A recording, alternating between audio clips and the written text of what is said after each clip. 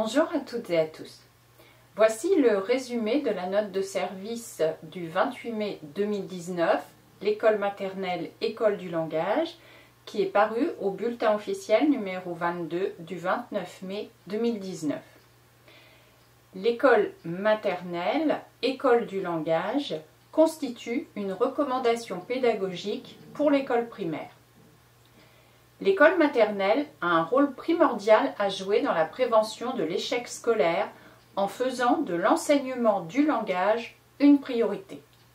En effet, la qualité lexicale et syntaxique des énoncés compris et produits par les élèves conditionne l'accès aux apprentissages tout au long de la scolarité. Le cycle 1 doit faire progresser les élèves de la petite section à la grande section vers la compréhension et l'usage d'une langue française orale de plus en plus élaborée sur laquelle ils pourront s'appuyer lors de l'apprentissage de la lecture. La stimulation et la structuration du langage oral et l'entrée progressive dans la culture de l'écrit constituent des priorités d'enseignement. Ces objectifs sont communs à tous les domaines d'apprentissage de la maternelle. Il s'appuie sur des choix réfléchis, déclinés et précisés à court terme, la séance, la période, mais incluant des mises en perspective à plus long terme, comme l'année, le cycle, pour structurer les apprentissages. Cette recommandation souligne les points sur lesquels fonder une programmation des enseignements du langage pour permettre à tous les élèves de réaliser les apprentissages attendus et de poursuivre leur appropriation de la langue à l'école élémentaire dans les meilleures conditions. Stimuler et structurer le langage oral. L'enfant apprend à parler en s'appropriant la langue des adultes, celle de ses parents, de sa famille et de ceux avec qui il vit au quotidien. L'intensité de l'exposition des enfants au langage parlé et la qualité de ce langage sont essentielles dans ce processus d'appropriation. C'est l'une des raisons qui conduit à encourager les parents à engager des dialogues avec leur enfant ainsi qu'à leur lire des histoires. Dès qu'il va à l'école, l'élève poursuit ce processus d'appropriation en prenant modèle sur les professeurs des écoles et tous les adultes. Le langage des enseignants devient donc un langage de référence qui se doit d'être lexicalement précis et syntaxiquement correct en toute situation, de même que le langage de tous les adultes dans la classe. Le langage correspond aux activités de compréhension, écouter, lire et aux activités de production, parler, écrire. L'appropriation par les élèves d'un langage oral riche, organisé et compréhensible demande un enseignement structuré et systématique. L'enfant apprend à parler principalement avec l'adulte. L'apprentissage par les pairs n'est pas suffisant et l'échange avec un adulte, attentif au maintien de l'attention de l'enfant, est beaucoup plus efficace. Sollicités et stimulés par les professeurs des écoles qui ont une exigence adaptée, les élèves affinent leur capacité à parler et à comprendre dans des situations de jeu, d'action, d'exploration et de vie quotidienne au sein de la classe. Tous les adultes présents, les enseignants comme les ATSEM, engagent un dialogue adapté avec l'élève et se montrent désireux de mieux comprendre, sollicitent des précisions, des reformulations, posent des questions ouvertes, etc. Ils conduisent les élèves à dire ce qu'ils voient, font, imaginent, ressentent, mais aussi à enrichir leur capacité de nommer, de désigner, de dire. L'école accompagne aussi les élèves dès la petite section dans le développement d'un langage oral de plus en plus construit, diversifié dans ses fonctions. L'enseignant concentre progressivement son action sur le développement des compétences communicationnelles, écoute, attention partagée, mémoire, expression. En grande section, les élèves doivent pouvoir se faire comprendre par le seul usage du langage. L'enjeu est de les rendre capables de raconter, d'expliquer une réalité passée ou à venir, de créer une histoire portant sur des événements, des lieux ou personnages inconnus d'au moins un des partenaires de l'échange. Il est nécessaire d'accorder autant d'attention au lexique qu'à la syntaxe et à la phonologie.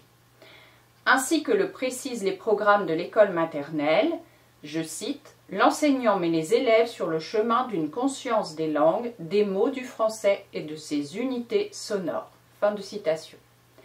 Beaucoup de mots sont acquis de manière occasionnelle au cours des interactions familiales ou scolaires.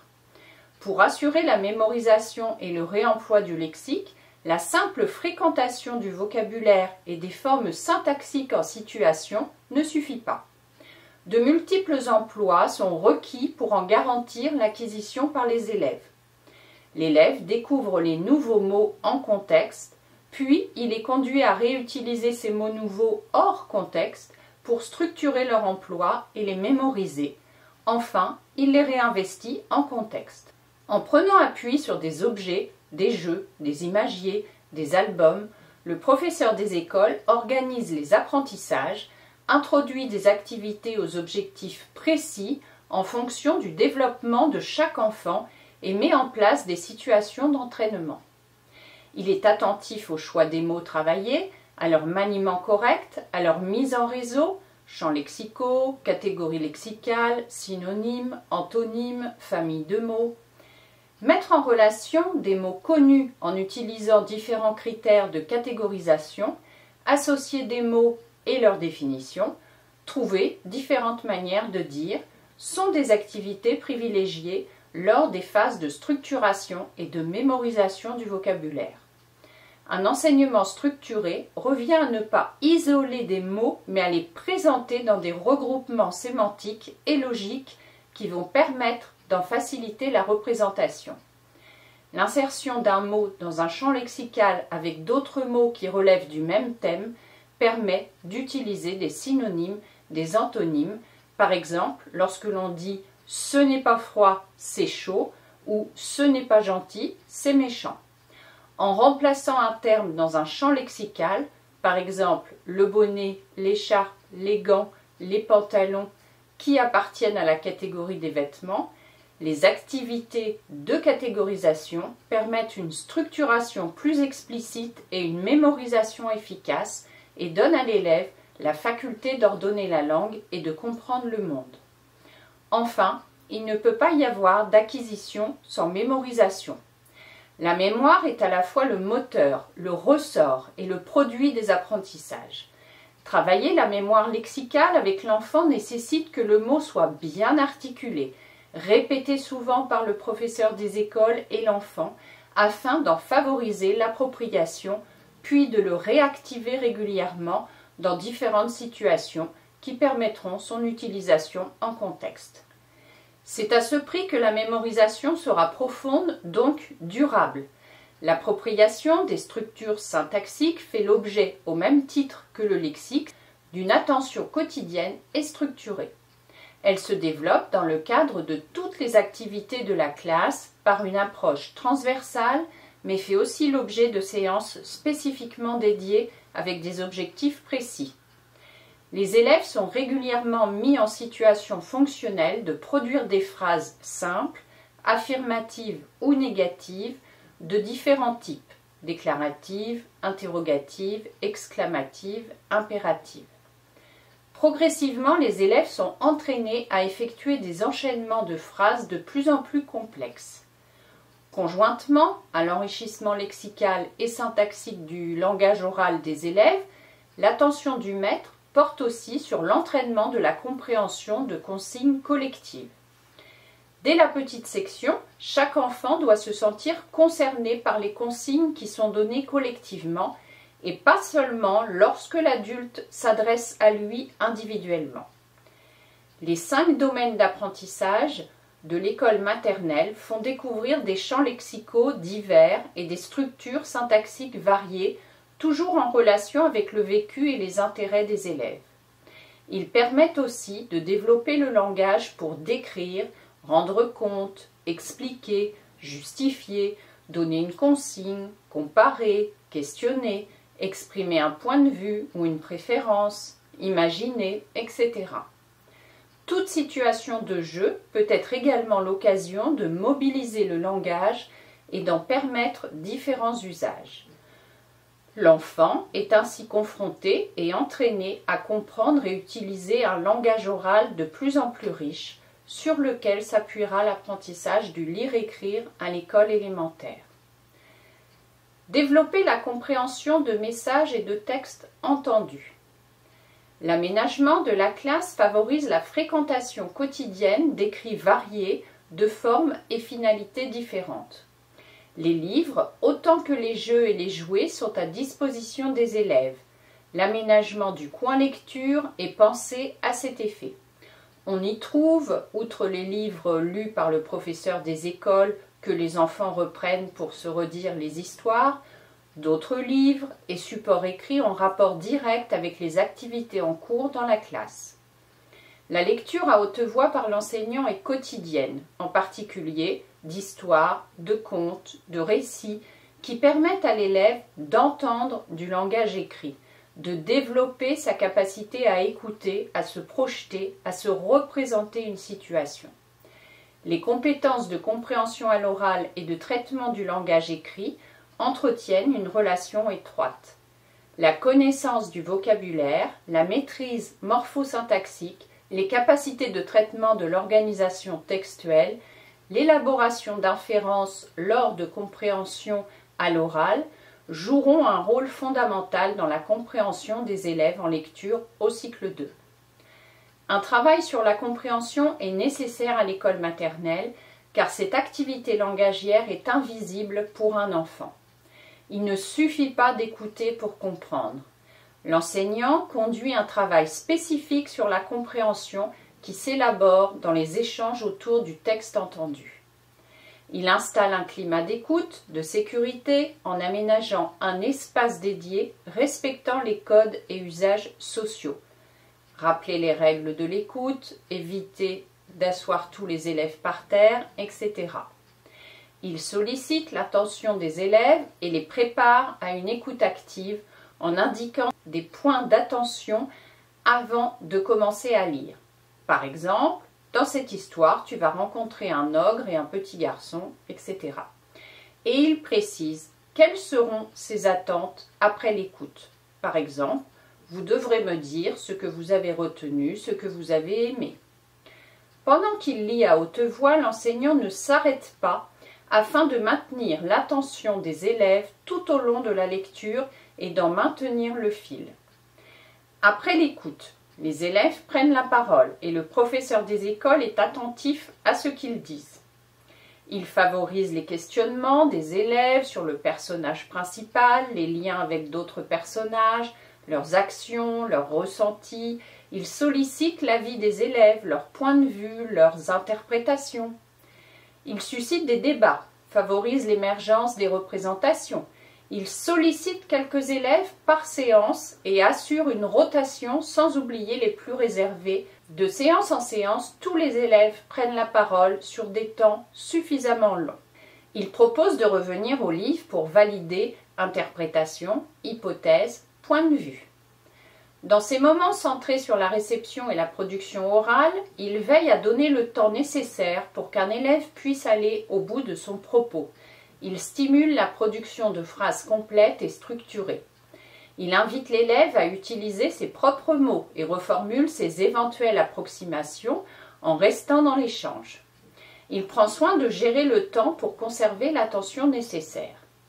Ce type d'enseignement produit rapidement des progrès dans la compréhension de textes entendus. À cette fin, l'enseignant cible des objectifs de plus en plus complexes. En fin d'école maternelle, il est attendu des élèves qu'ils comprennent des textes écrits sans autre aide que le langage entendu. Il est donc nécessaire de travailler à partir de textes écrits dans un langage soutenu. Les contes traditionnels, les contes mythologiques, les textes du patrimoine permettent l'accès à la langue écrite de référence et l'entrée dans la culture commune de référence. À travers la lecture à haute voix par le professeur des écoles, mais aussi à travers les écrits qu'il produit, les élèves prennent aussi conscience que l'adulte peut dire ce qui est écrit et qu'il peut écrire ce qui est dit en utilisant un code qu'ils ne connaissent pas. Ils prennent également conscience de la permanence des signes qui composent l'écrit parce que les textes lus demeurent identiques de lecture en lecture et qu'il y a une exacte correspondance entre ce qui est dit et ce qui est écrit. Les ressemblances perçues entre l'oral et l'écrit, les explications de l'enseignant sur son activité d'écriture permettent peu à peu aux enfants de comprendre que les rapports entre oral et écrit sont régis par un système qui code les sons de la langue orale grâce aux lettres. Développer et entraîner la conscience phonologique.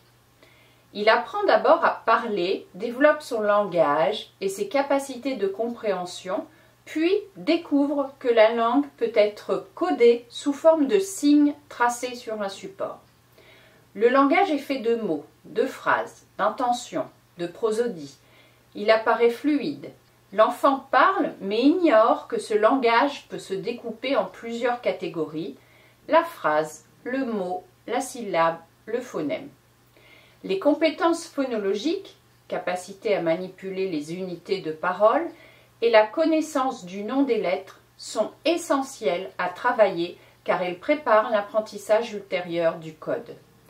Comprendre le principe alphabétique suppose l'acquisition d'une nouvelle attitude métacognitive pour les élèves. Se décentrer, s'abstraire de la fonction de communication pour se centrer sur les éléments formels, éléments sonores, graphiques. Traiter les mots et les énoncer comme des objets. Inventer des mots, jouer avec les mots, les décomposer, les recomposer. Le mot. L'entraînement à la décomposition de la parole en unités sonores requiert une attention particulière de la part des professeurs des écoles. Il fait l'objet d'un travail méthodique depuis la petite section. Pour amener les élèves à développer ces compétences, l'enseignant les conduit à chanter, à jouer avec la voix, à vivre corporellement des comptines et des chants. En moyenne et grande section, tout énoncé peut devenir prétexte à des jeux vocaux et des jeux de langage.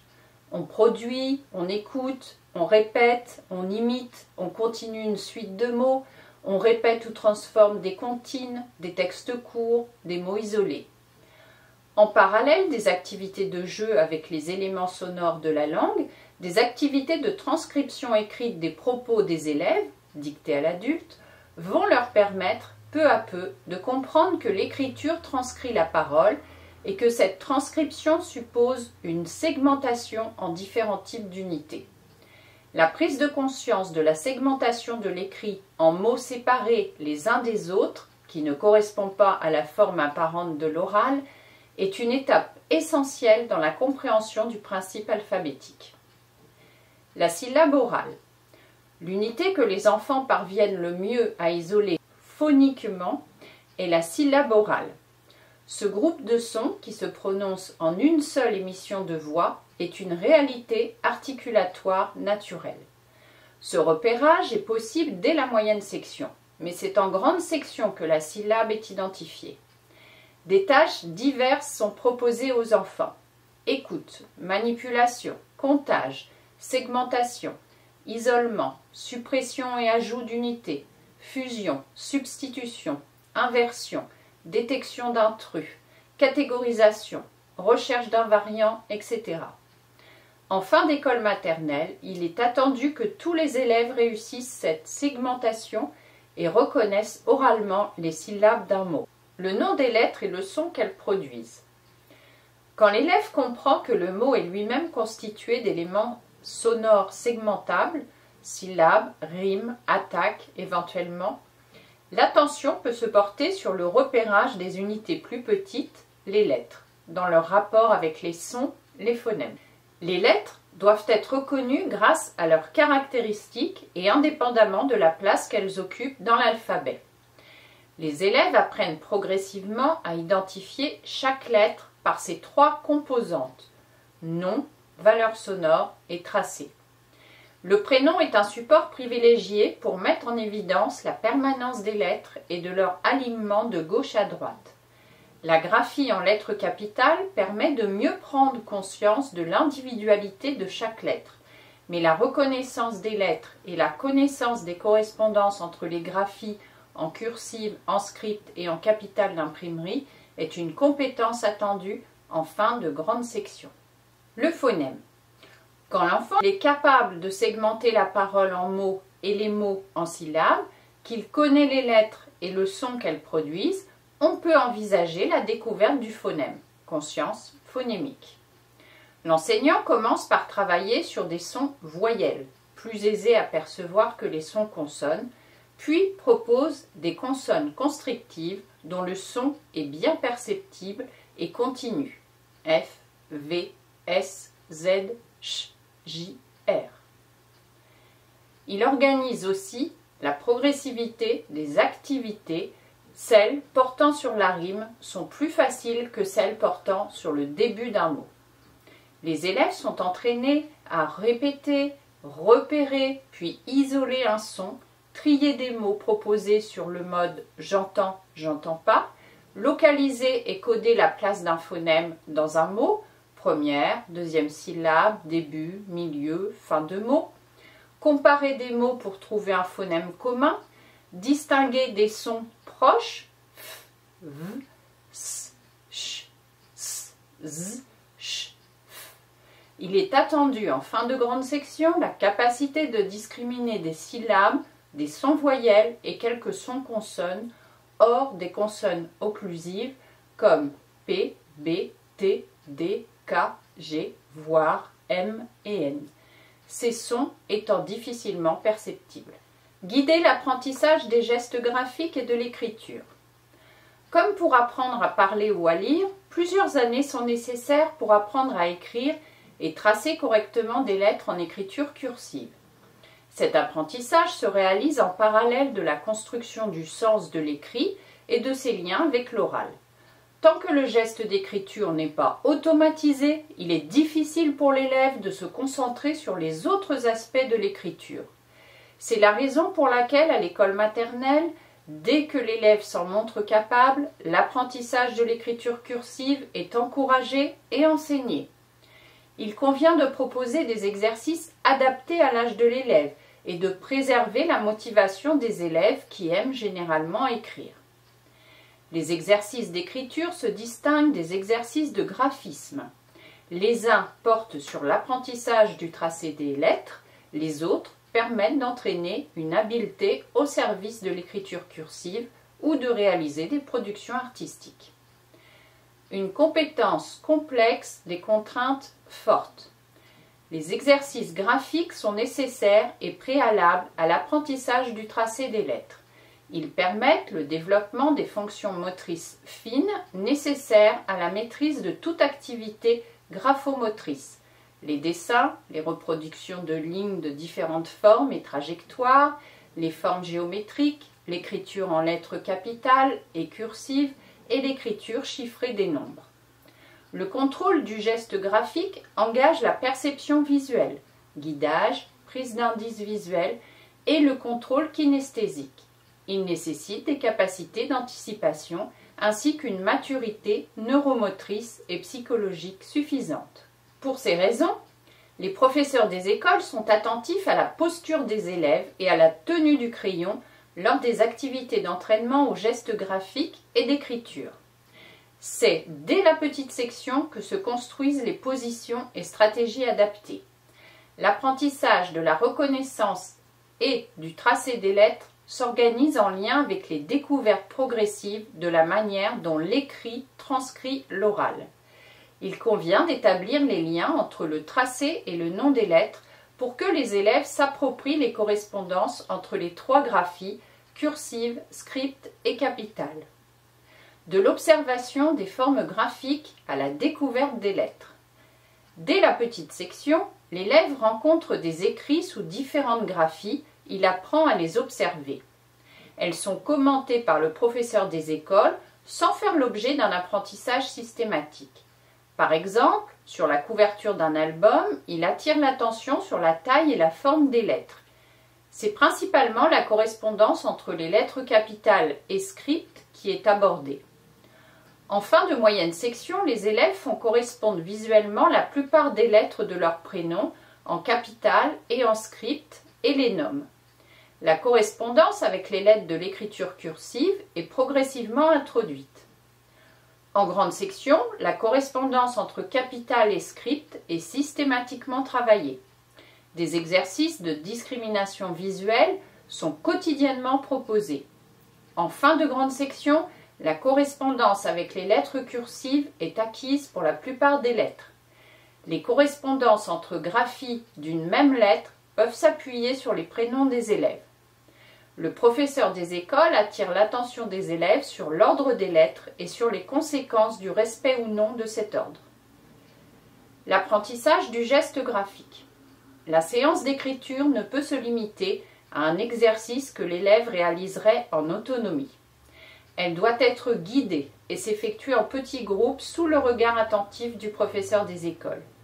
Il conçoit la séance en proposant des tracés modélisants qu'il effectue sous les yeux des élèves, en commentant son geste et en attirant l'attention des élèves sur les obstacles éventuels. Le professeur des écoles encourage des tracés sur de grands supports. Il habitue l'élève à suivre des yeux son tracé, puis à le réduire et à l'adapter. À partir du moment où l'élève prend conscience de sa capacité à contrôler sa trace, il la fait évoluer en coordonnant et ajustant ses gestes. Ensuite, on peut proposer à l'élève l'anticipation et l'alignement des tracés avec un début d'organisation topologique, puis la reprise de tracés réalisés antérieurement. Progressivement, les activités motrices visent le contrôle du geste. L'entrée dans l'aspect représentatif se caractérise par la maîtrise des directions, des variations de trajectoire, des contournements de plus en plus complexes, sollicitant les articulations du coude et du poignet et les muscles de l'index et du pouce. L'élève s'exprime sur le contenu de ses productions graphiques. L'espace de production se réduit. Les consignes et les contraintes d'exécution sont plus précises. La verbalisation joue un rôle très important dans le développement du geste moteur. Le professeur des écoles dialogue avec l'élève, l'aide à faire des rapprochements entre son geste et ce qu'il perçoit des effets produits. En grande section, les élèves peinent encore à calibrer leurs lettres, à maîtriser leurs gestes, tourner, freiner, s'arrêter, à suivre le sens d'un tracé et à se rapprocher de la forme attendue. Le professeur des écoles propose un entraînement différencié selon différentes variables, longueur de l'exercice, nature du support. L'observation et l'accompagnement de l'enseignant permettent de répondre à ces besoins. Dès que l'élève s'en montre capable, l'apprentissage de l'écriture cursive est encouragé et enseigné. Organiser un espace d'écriture dans la classe permet à certains élèves de s'isoler et de s'entraîner en dehors de la leçon d'écriture sur des supports variés. Papier blanc, ligné ou non, fiche effaçable, modèle à repasser. Mais ces activités en autonomie qui visent un renforcement ne remplacent pas la séance d'écriture menée par le professeur des écoles. À bientôt!